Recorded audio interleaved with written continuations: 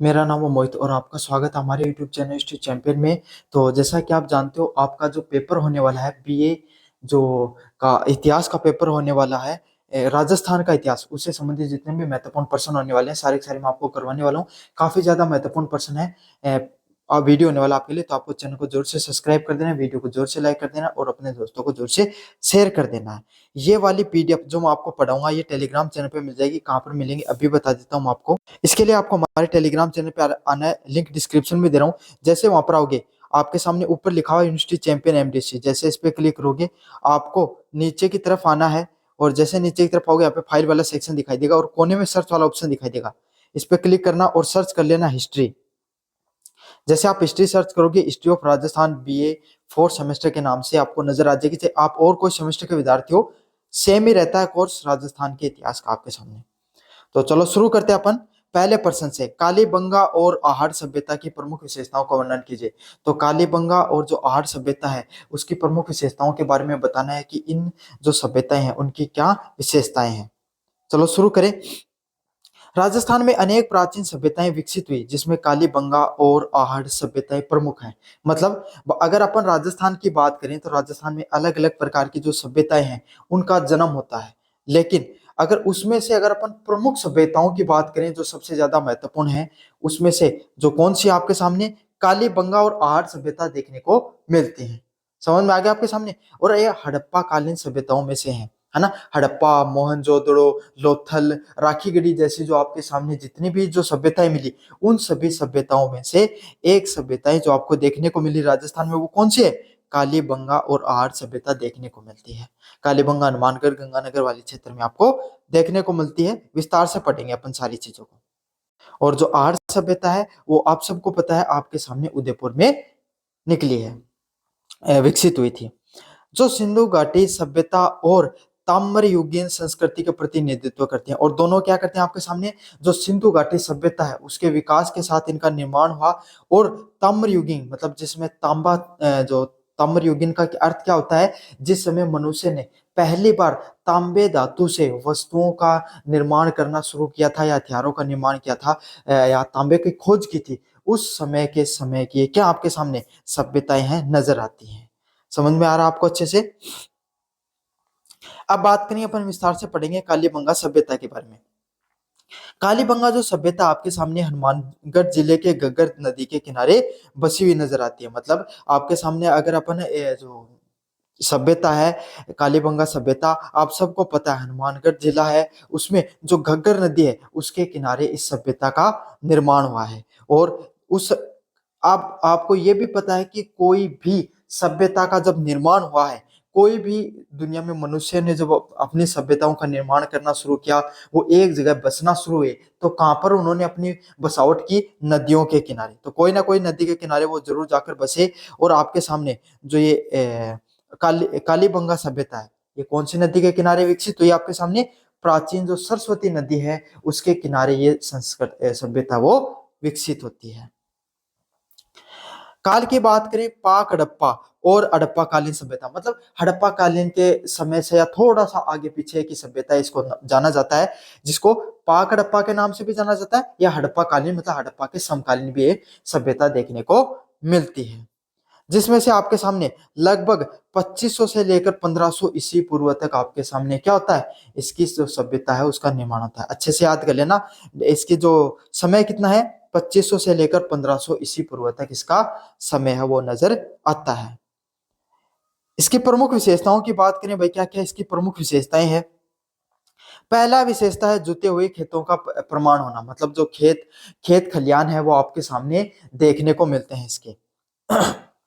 विश्व में सर्वप्रथम जुते हुए खेतों का प्रमाण यहीं से मिला है। अगर अपन पूरी दुनिया की बात करें जहां पर जुते हुए खेत दिखाई देते हैं, समझ में आया? जुते हुए खेत मतलब जो आज के समय अगर आप खेती करते हो ना, तो उसमें जो हल चलाया जाता है उसको जुते हुए खेत बोला जाता है, जोते हुए खेत बोला जाता है। वो पहली बार कहां पर मिलते हैं? आपके सामने हड़प्पा कालीन सभ्यता में, कालीबंगा में मिले हैं। ये याद कर लेना। मतलब पूरी जो हड़प्पा कालीन की जितनी भी सभ्यताएं थी उसमें सबसे पहले कालीबंगा में आपके सामने जो हल चलाया गया था खेतों में, इस तरीके से जो आपके सामने नजर आया है। जो पाक हड़प्पा काल के हैं और कृषि पद्धति की उन्नत अवस्था को दिखाते हैं। तो भाई आपको पता है मनुष्य उस समय, कितने पुराने समय की बात है, उस समय मनुष्य ने खेतों को जोतना शुरू कर लिया था। इसका अर्थ यह क्या है कि कृषि है उस समय क्या हो चुकी थी, अपने अब सर्वकालीन उच्च स्तर पे पहुंच चुकी थी। अपने जो उसका सर्वोच्च स्तर है उसकी उन्नत कृषि करने का तरीका आ चुका था। भाई आप सामान्यतः एक चीज देखो, आपका कोई खेत है, आपके खेत में आप क्या कर सकते हो, नॉर्मल उसको थोड़ा फावड़े से खोदकर उसमें ऐसे बीज बिखेर कर अनाज उगा सकते हो। एक तरीका ये है। एक तरीका ये है कि आप व्यवस्थित तरीके से आपके सामने जब खेती है उसको करना शुरू कर दो। तो सबसे पहले तो इंसान ने ऐसे बीज उसके बिखर बिखेर दिए होंगे, उससे अनाज हो गए होंगे। फिर उसको पता चला होगा कि अपन इस तरीके से भी खेती की जा सकती है जोत कर, जिससे क्या होता है, खेती है और ज्यादा सही से होती है, अनाज बहुत अच्छे से होता है। समझ रहे हो? तो उनका मानसिक स्तर का विकास हो रहा था, साथ के साथ कृषि है उसमें भी विकास होता हुआ दिखाई दे रहा था। और वहां पर क्या चीजें मिली हैं, अग्नि कुंड और वेदियां मिली हैं। 7 आयताकार अग्नि वेदियां भी देखने को मिली है। तो 7 आयताकार में आपके सामने जो क्या देखने को मिली है, अग्नि वेदियां। अग्नि वेदियां क्या होती हैं, जहाँ पे जो यज्ञ किया होगा या और कोई ऐसा कार्य किया होगा जिससे आपके सामने आग प्रज्वलित हुई होगी। समझ में आ गया? तो उसकी कोई राख की डेरी मिल गई होगी आपके सामने, कुछ जला हुआ कोई सामग्री मिल गई होगी। तो इससे पता चला कि 7 आयताकार वहां पर क्या थी, वेदियां भी देखने को मिली थी, जो संभवतः है धार्मिक अनुष्ठान या यज्ञ के लिए उपयोग में की गई होगी। और ऑब्वियसली बात है कि आग को जलाने के लिए क्या तो इंसान कोई धार्मिक कोई आयोजन किया होगा, किसी चीज का यज्ञ वगैरह करवाया होगा, या फिर काफी बार क्या होता है, लोग अग्नि को जलाकर आसपास में किसी समारोह का आयोजन करते हैं, है ना। मुख्यतः तो यही देखने को मिलता है, सर्दी वगैरह के मौसम में आपके सामने आग जलाकर क्या करते हैं, लोग आसपास बैठ जाते हैं। तो हो सकता है कुछ इस प्रकार का आयोजन किया गया हो, या फिर कोई भी जो यज्ञ वगैरह किया गया होगा। अगले वाले पॉइंट की बात करें, नगर नियोजन की। भाई नगर किस प्रकार से बसाया गया था। भाई आज के समय आप अपने गांव को देखते हो, उसकी भी कोई बसावट है। आप बताते हो कि भाई हमारे गांव में ना एक मॉल है, हमारे गांव में एक स्कूल है, हमारे गांव में कॉलेज है, हमारे गांव में इधर की साइड लोग रहते हैं, बीच में खेती होती है। समझ में आ गया ना? तो इस प्रकार की व्यवस्थित प्रणाली है। उसी तरीके से जो कालीबंगा सभ्यता है उसको भी, जो उसकी जो सभ्यता है उसको भी क्या किया गया था, उसके नगर को विभाजन किया गया था, उसको नगर का जो नियोजन किया गया था, किस तरीके से वहां पर लोग रहते थे। उनके नगर को 2 भागों में विभाजित किया जा सकता है। दुर्ग जो वहां का हुआ करता था वो निचला नगर हुआ करता था। दुर्ग को किसको बोला जाता था, जो आपके सामने जो निचला भाग हुआ करता था ना, जहाँ जिससे लोग रहते थे, उसको दुर्ग के नाम से जाना जाता था। और उसके दोनों ओर प्राचीन के घेरे हुआ करते थे, और दोनों ओर वहां पर क्या देखने को मिलता था, प्राचीर के घेरे देखने को मिलते थे। जो सड़कें हैं वो समकोण पर काटती थी, और सड़कें वो आपस में क्या करती थी, आपके सामने समकोण है उस पर काटती थी। समझ में आ रहा? तो समझो आप इन सब चीजों को कि बहुत ही ज्यादा नगर है उसको बहुत व्यवस्थित तरीके से बसाया गया था। मतलब 2 भाग हुआ करते थे, एक हुआ करता था दुर्ग, दूसरा निचला इलाका। दुर्ग मतलब ऊंचा इलाका, समझ में आ गया, जहां पर समाज के कुलीन वर्ग को, राजा वगैरह, है ना, सामंत वगैरह या पैसे वाले धनवान लोग, जो सबसे ज्यादा नगर के लिए जरूरी लोग, वो कहां पर रहते थे, दुर्ग में रहते थे। और निचले इलाके में आम जनता रहा करती थी। समझ में आ गया?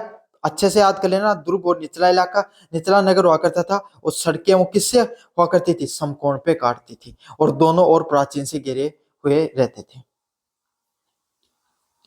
भवन निर्माण की बात करें, कच्ची ईंटों का बहुतायत में प्रयोग होता था। जो कच्ची ईंटें आपके सामने सबसे ज्यादा उनका प्रयोग देखने को मिलता है, काफी ज्यादा बड़ी मात्रा में जो कच्ची ईंटें हैं उनका उपयोग में किया गया है। तो ये भी समझो कि लोगों ने कच्ची मिट्टी ईंटें बनाना उन्होंने शुरू कर दिया था, और कुछ पक्की ईंटों का भी निर्माण शुरू है। तो आज के समय जिस प्रकार के अपन पक्की ईंटों से घर का निर्माण करते हो, वो आज से 1500-2500 ईसा पूर्व है। ईसा से भी पहले की बातें हैं ये। जिसमें ईसाई धर्म शुरू हुआ था उससे पहले तो हमारी सभ्यताएं बस गई थी, है ना। उससे भी 1500 वर्ष पहले हमने ईंटों का पक्का निर्माण सीख लिया था, और घर का निर्माण करना भी सीख लिया था। और मकान मकान में कुएं और स्नान घर भी देखने को मिला। क्या देखने को मिला है, आपके सामने मकान है, उसमें कुएं भी हैं और स्नान घर भी दिखाई देता है। अन्य साक्ष्य की बात करें, बेलनाकार मोहरे देखने को मिलती हैं, जिसमें मेसोपोटामिया का प्रभाव देखने को मिलता है। मिट्टी के बर्तन देखने को मिले हैं, तांबे के उपकरण, मनके, चूड़ियां, शल्य चिकित्सा और खोपड़ी में छेद के प्रमाण मिले हैं।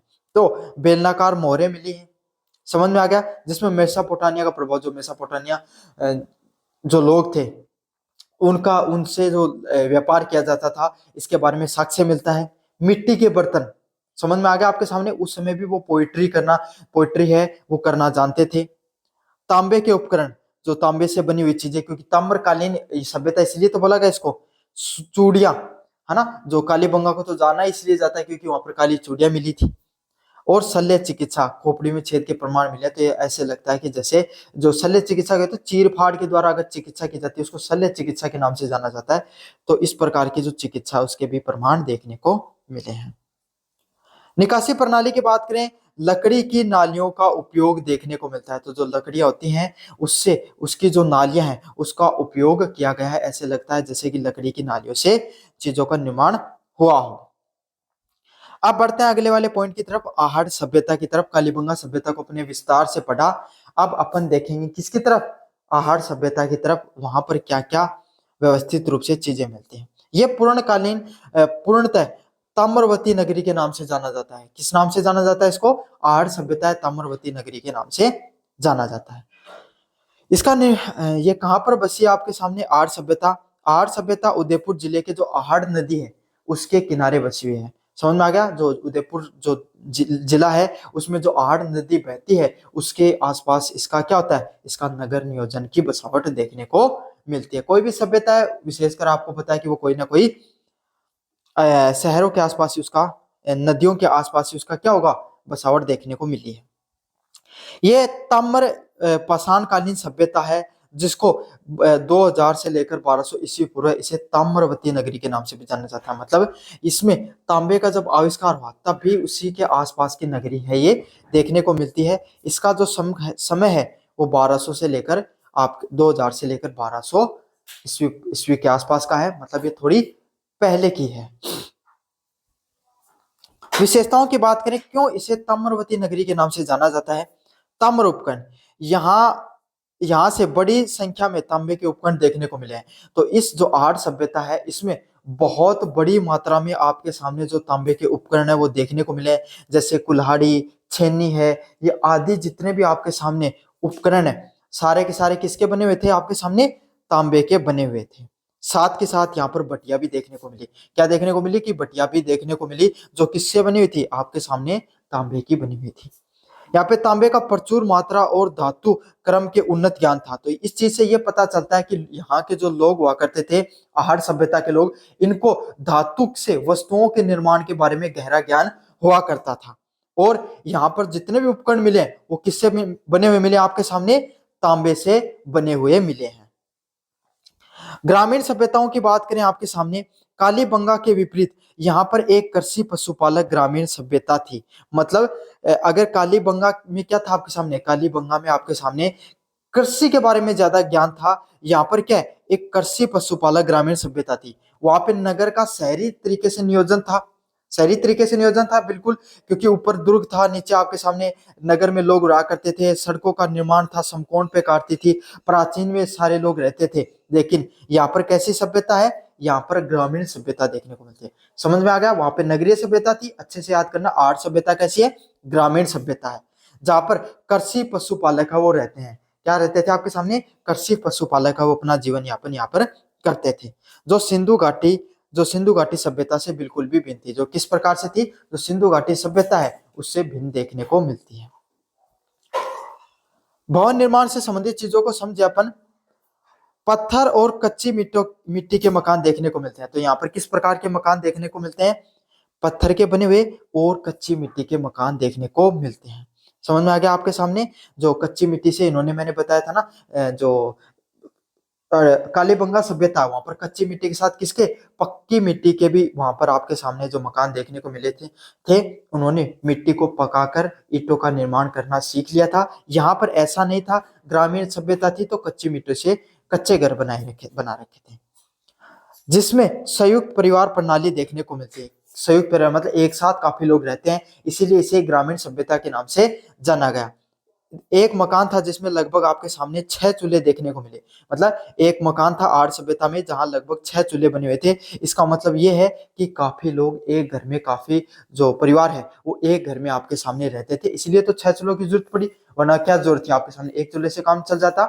तो इसी चीज़ से ये अनुमान लगाया गया कि यहाँ पर जितने भी जो लोग रहते थे वो संयुक्त रूप से रहते थे। संयुक्त जो हमारी परिवार प्रणाली है वो यहाँ पर देखने को मिलती है। अगला है मर्दांड। लाल काले मर्दांड विशेष रूप से उल्लेखनीय, मतलब ये इसको जो आपके सामने जो आप बोलते हैं ना, जो मिट्टी के बर्तन होते हैं आपके घर में भी देखने को मिलते होंगे, जिसके अंदर कुछ अलग अलग प्रकार की वस्तुएं रखी जाती हैं, वो देखने को मिले, जिसको पोइट्री बोल सकते हो, गधे का छोटा रूप बोल सकते हो आप। समझ में आ गया? गधा होता है, उसका छोटा रूप देखने को मिलता है, जिसमें पहले के लोग चीज रखा करते ना, वो देखने को मिलते हैं और लाल व काले कलर के आपके सामने देखने को मिले हैं। जिस पे सफेद रंग से जो ज्योमितीय आकृतियां भी देखने को मिली है, तो वहां पर उस पर थोड़ी थोड़ी पोइट्री भी कर रखी है। समझ में आ गया आपके सामने? सफेद रंग से थोड़ा थोड़ा वहां पर पोइट्री भी कर रखी है। बहुत ही ज्यादा सुंदर आकृतियां देखने को मिलती हैं और लाल व काले कलर के मर्दान भी देखने को मिलते हैं। अगर अपन बात करें वहां के लोग क्या आहार का उपभोग करते थे, तो यहाँ के लोग चावल और गेहूं से परिचित थे। तो यहाँ के लोग किस चीज को ज्यादातर खाते थे?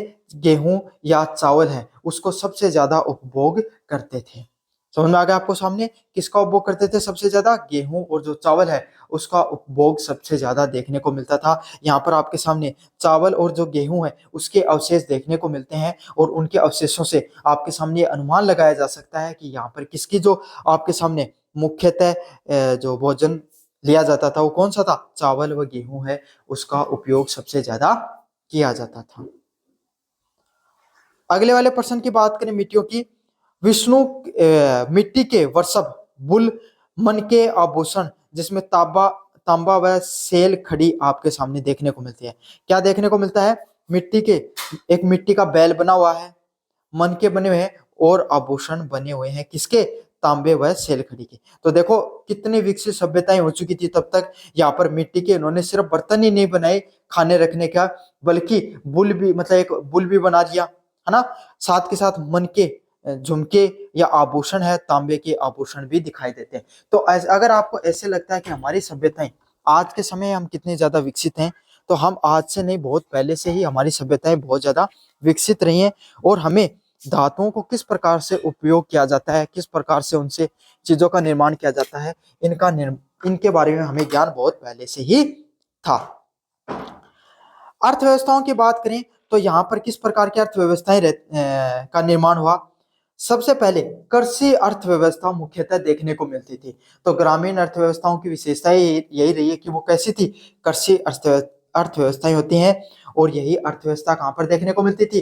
कालीबंगा में भी, और यहाँ पर भी देखने को मिलती है।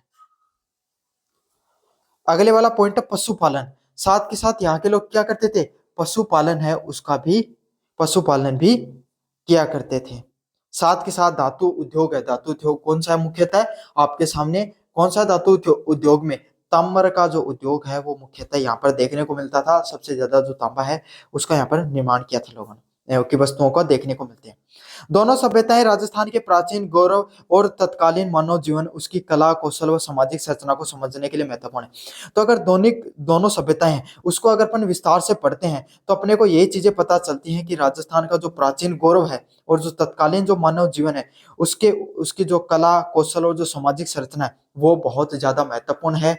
और उसको बहुत ही ज्यादा आपके सामने अगर आप अच्छे से समझो तो यहीं से आपके सामने जो सभ्यता है इससे आज आप वर्तमान समय में आप जितनी चीजें देखते हैं उसका निर्माण हुआ है। तो जहां पर कालीबंगा जो सभ्यता उसने नगरीय व्यवस्था का प्रतिनिधित्व किया, मतलब कालीबंगा ने क्या किया? आपके सामने नगरीय व्यवस्था का निर्माण किया। और आहट जो सभ्यता है इसने आपके सामने ताम्रकालीन, आपके सामने जो तांबे का जो ग्रामीण व्यवस्था है उसका निर्माण किया है। तो यह आपके सामने जो प्रमुख पर्सन है कालीबंगा और आहट सभ्यता की प्रमुख विशेषताओं के बारे में अपने बहुत विस्तार से पढ़ा। कैसा लगा आपको वीडियो जरूर से बताना।